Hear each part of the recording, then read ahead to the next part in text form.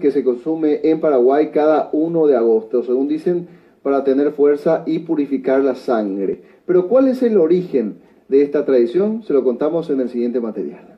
Agosto se lleva a las vacas flacas y a los ancianos. Reza un antiguo refrán en referencia a los cambios climáticos constantes en este mes del año, por encontrarse cerca de un cambio de estación. En Paraguay existe un brebaje que ayuda a superar este complicado periodo y que tiene tanto que ver con nuestra tradición como la misma composición de su nombre. Carulín, caña, ruda y limón.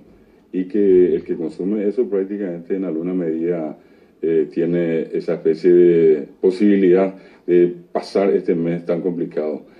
Purificar la sangre es un objetivo de la ingesta del carulín.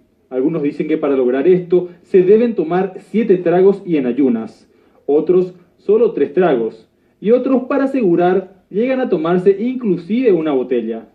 Que a veces se juega mucho con los números también, se dicen 3 traguitos, pero que no se le vaya tampoco la mano a la gente allá,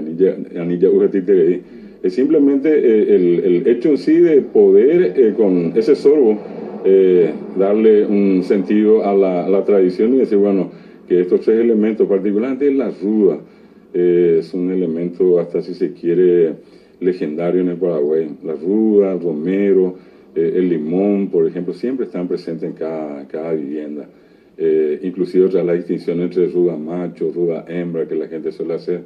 Y por ese lado, insisto, la medida es mínima. Tampoco esto, repito, pasa por consumir masivamente. El carulín se vende prácticamente en cada esquina durante los primeros días de agosto y su precio ronda los 3.000 guaraníes. Así que aproveche y protéjase para evitar tener problemas durante el complicado mes de agosto.